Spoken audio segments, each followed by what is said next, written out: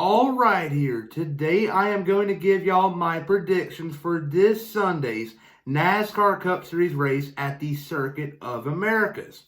This weekend's race at the Circuit of Americas is going to be really exciting.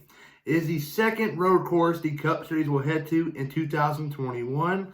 Last we saw was the Daytona Road Course, the second race of the season in which we saw Christopher Bell getting the checkered flag. But before I get into my race picks, I want to do a Pick 5 contest for this Sunday's race. And if you're new to the channel and wondering how does a Pick 5 contest work, well, it is pretty simple. All you're going to have to do is comment down below your top 5 to be entered in this Sunday's contest. If you go 5 for 5, you get an autograph of your choice. And if you go 4 for 5, you get an unsigned hero card. I'm not doing a tiebreaker number. If there's multiple winners, there'll be multiple winners, I guess.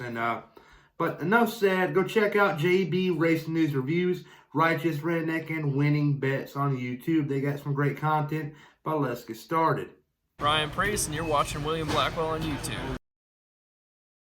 Before I give y'all my predictions for this Sunday's NASCAR Cup Series race at the Circuit of Americas, I gotta talk about Dover this past weekend, also known as the Monster Mile. And the Monster Mile was tricky this past Sunday, especially for the Stewart-Haas camp, and I'll get that in a minute. But the race started off with Joe Gibbs driver Martin Truex Jr., who has 3 wins on the season. He led the field to the green flag, and he didn't have the lead for long, and he fell backwards, and throughout the day, he was really tight, couldn't turn in the corners as well as others, and it was surprising that Truex wasn't a contender, and just makes you wonder. But Kyle Larson had a dominating performance, winning stage 1 and stage 2. But early on, we saw Chase Briscoe, driver of the number 14 car for Mitchell, Indiana, hit the outside wall at the end of a stage, and Kyle Larson was going to pass him to go a lap down. Unfortunate for Chase Briscoe, and he had to go to the garage, and he still salvaged a 35th place finish out of 37 cars. His teammate Eric Almirola finished dead last to be at the end of the final stage, around 100 laps to go. Eric Almirola blew a tire in turns 3 and 4 and hit the outside wall a ton. And he got out limping. Hopefully everything is all right. And this makes you pause for a second and be thankful for how much safety is involved these new cars NASCAR is making. NASCAR is doing a great job keeping these drivers safe. Just a couple years back, Eric Almirola was involved in a big wreck at Kansas, which he broke his back, if I'm not mistaken. Luckily, we saw him get out today, so that was a big relief, but just thankful that NASCAR has done a lot of work in their safety of their cars and throughout the years, and today we really saw it in effect. So good there. But Kyle Larson in stage 3 was really competitive. But when that caution came out for Eric Almirola, man, Alex Bowman's pit crew put on one heck of a performance on pit road, recording a fast pit stop, and they won the race off of pit road. And Kyle Larson battled him back and then passed him, and then Bowman eventually passed him back. And Alex Bowman did not look back, and Alex Bowman collected his second win of the 2021 NASCAR Cup Series season. So Alex Bowman has won now at Richmond and Dover, and now he's looking really good in the playoffs. He has 2 wins. In front of him, you got Martin Truex Jr. with 3 wins. So could Bowman catch up to him? We will see. Time will tell. But finishing runner-up to Alex Bowman will be his teammate Kyle Larson in the 5 car. Finishing third will be Chase Elliott in the 9 car. A great run for him. He needed this run. Finishing fourth was William Byron. And I saw a meme on Twitter which cracked me up, and it said, I got some good news and some bad news. And the good news is you're running fourth, but the bad news is you're last out of the team. And William Byron was last out of the Hendrick camp today, but he finished fourth. That's a great day for Hendrick Motorsports as a whole. This was the first time something like this has been accomplished for a 4-car team since 2009 with Roush Fenway Racing. So that's a long time coming, but Hendrick Motorsports 1, 2, 3, 4. But finishing fifth was the 22 car of Joey Logano. A solid run for him. It's been up and down lately, but a top 5 for him is really good and much needed as they enter a road course, which is a big unknown. But my driver of the week, I looked at a couple of drivers here. Daniel Suarez collected a top 10 finish, and that was pretty big. Bubba Wallace brought it home 11th, but Cole Custer is my driver of the week. Cole Custer brought it home P10, and he earned it here.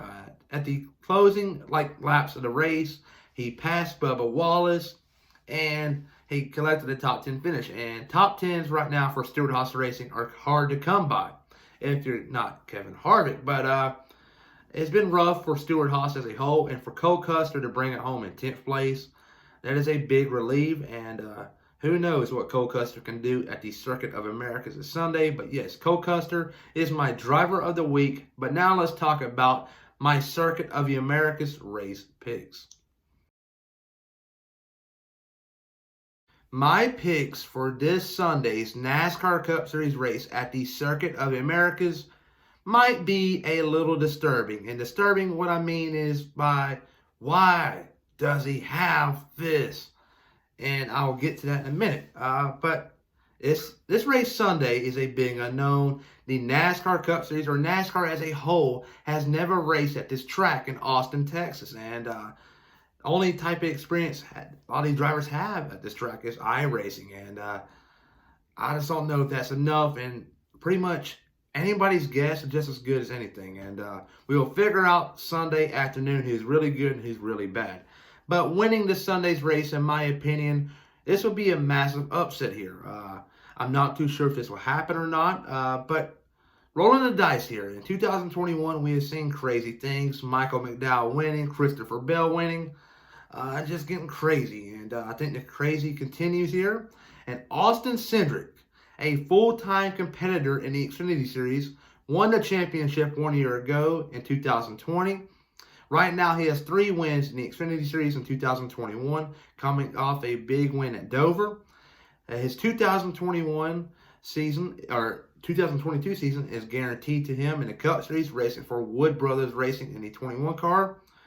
He's got a lot going for him, and I think he has the most experience at this track. He's raced here in the past, but not in NASCAR, but in other types of racing, and I think that's going to play into his favor. And Austin Cindric, this Sunday afternoon at the Circuit of Americas, will claim his first career win in the Cup Series. And he's not even full-time yet. I think this will happen. If it were to happen, this will be a big-time win. And if you remember, just a couple months ago, I gave 5 bold predictions for the season, and Austin Cindric winning was one of them. If this happens, man, that's going to be interesting there. But yes, Austin Cindric in the 33 car will get the checkered flag this Sunday.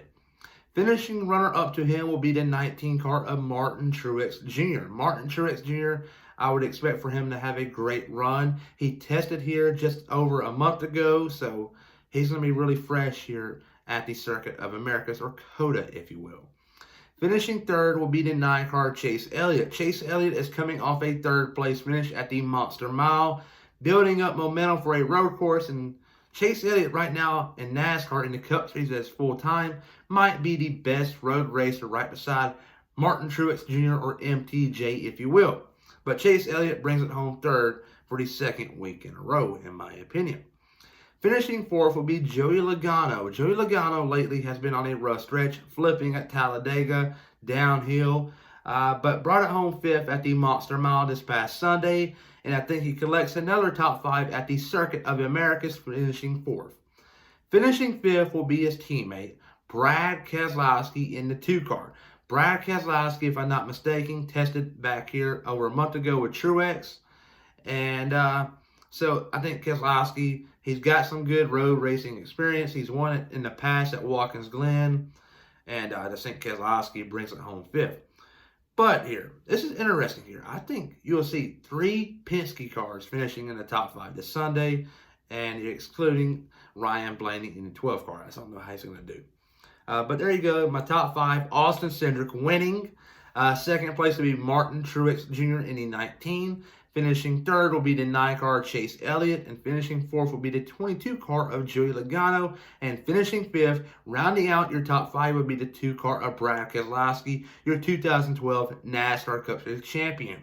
But my dark horse for this Sunday will be the 20 car Christopher Bell. And it's kind of hard to put him as a dark horse, but he's entering a road course. I know he won the Daytona road course earlier this year, but a lot of stuff happened for him to get to that situation. If that didn't happen, he probably wouldn't have won. And a win is a win, I know, but Christopher Bell, in my opinion, is still a dark horse driver week in and week out. So there you go. Keep your eye on Christopher Bell this Sunday. Does he go 2 for 2 at road courses? I don't know. Time will tell. But everybody, though, remember to please like and subscribe and comment down below your top 5 to be entered in this Sunday's Pick 5 contest. Go 5 for 5. You get an autograph of your choice. And if you go 4 for 5, you get an unsigned hero card.